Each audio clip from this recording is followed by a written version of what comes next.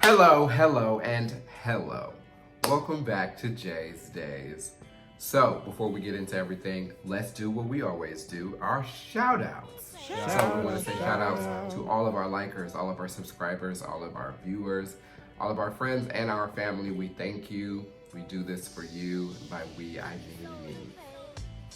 So, I have had the pleasure of speaking with one of my friends, and they decided that a good topic for me to discuss would be my experience as a Black flight attendant and some of the things that I've been through. And to be perfectly honest with you, I have not really figured out how to put everything into words. Like, my experience has been somewhat of like really good, but at the same time, there have been the downsides to it. Everything isn't as glamorous as, you know, what TV or, you know, the media may portray what a flight attendant is. And I think that's where some of us, even myself included, have gotten, you know, misconstrued about how you'll live as a flight attendant or the things that you'll do as a flight attendant. You think that you're going to be flying everywhere and taking vacations all the time and, you know, just living this luxurious life, and it's not all of that. Now, there are, you know, people who are able to do that once they have reached a certain peak within their career, or they finessed a way into that sort of lifestyle, but it's not as easy as it may sound. As a first-year flight attendant with Allegiant, my life was a little bit hard. I was living paycheck to paycheck. Even as a second-year flight attendant, well, going into my second year, I was living paycheck to paycheck. But just some of the things that I went through, just being on call for hours and hours on end, it was just, I hated it. I hated it. I hated it. I hated it. That was just not the lifestyle for me. I want to know where I'm going, when I'm going, and who I'm going with, and all of those types of things. Like, don't get me wrong. Every time I had a flight, I'm not gonna say every time.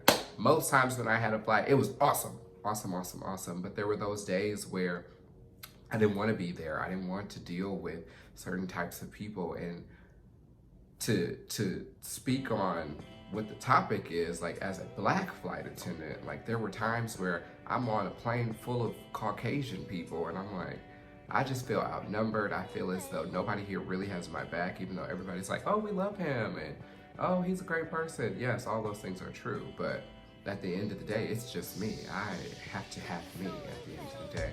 And it's tiring to have your own back 24/7, even when you're in an environment in which your coworkers are supposed to be there for you.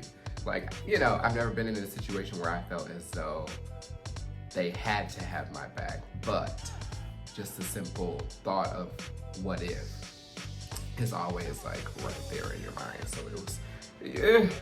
And then like some of the places that we go to are predominantly white, predominantly Caucasian, so it was always like, okay, here we go again. It's just gonna be me, outnumbered again. So it was like, that was my life for so long. And I'm like, it's not cute. I don't like it. This doesn't feel good to me. But luckily, you know, most of the time, our customers are great. They're easygoing. None of them really have problems. I'm going to Texas for some reason. But anyway, also, you know, just with this company, I was the only Black boy working, not a boy, Black man working in Vegas. Like when I started, there were 3. Then it was 2, and then it was 1. And I'm like, like, seriously? Is that okay? Is this what we doing? Like, I don't like this. This doesn't make me feel like comfortable. This doesn't make me feel like I'm seen here. This doesn't make me feel like I belong with this company, which is partly why I think one of the flight attendants who was with us left, is because there's, you know, bigger and better opportunities elsewhere where you're seen, where you can see yourself, not just you being seen, but you can see yourself in the people who you work with, in the company that you work at. Like, I just didn't see myself at Allegiant. I said that from day one. Like, everybody knew this was not the end for me. Allegiant is a stepping stone to get me to my better.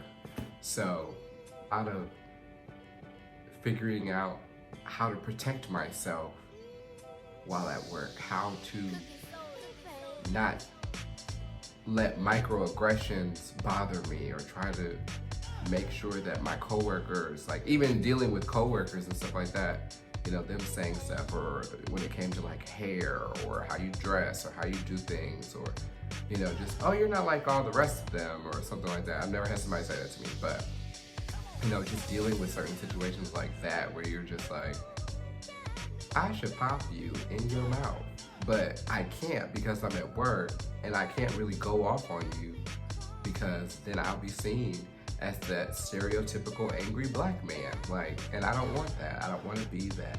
I don't want people to see me as that. But at the same time, like, this is wrong.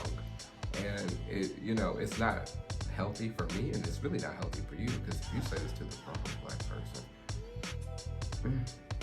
But like, when people feel comfortable saying certain things or feeling a certain type of way, or, you know, just doing stuff, and you're like, girl, you out of pocket. But like, but yeah, like, I don't know. It's just, it's different being black in a predominantly white airline. Even school or community, you always feel like you stick out. You always feel different. You always feel ridiculed and looked at and judged. And those are things that I felt all throughout the time that I worked at Allegiant. Now, I also was happy. I also was joyful. I also always had, you know, a smile on my face, but in my heart of hearts, those are things that I was dealing with that nobody knew. Because, you know, I'm not gonna tell you these things. I don't have anybody to tell it to, because there's nobody like me. There's not another me for me to be able to express how I feel and them understand. And I think that's really what everybody needs, or everybody desires to have in their space, is somebody who can understand me. So, I think that's all that I'm going to say for now, because I really don't know how to say what I need to say. But if you are, you know, in a situation where you see that there's only one, or you see that you're the only one, or anything of that nature, don't be afraid to be an ally, you know, always, to anybody and everyone who needs it. Because at the end of the day, like I said, everybody just wants to have somebody who understands, somebody who has their back, and somebody who's able to level with them and be able to say, hey, I'm here for you. Hey, I got your back. And mean it. So when the time comes and you have to have my back, that's have my back. Like, you got me and I got you. You know, that's just me. But, you know, be that for people and be that for your own self, because at the end of the day, all you got is you. So that's all I really want to say for now. But yeah, love y'all. Bless up.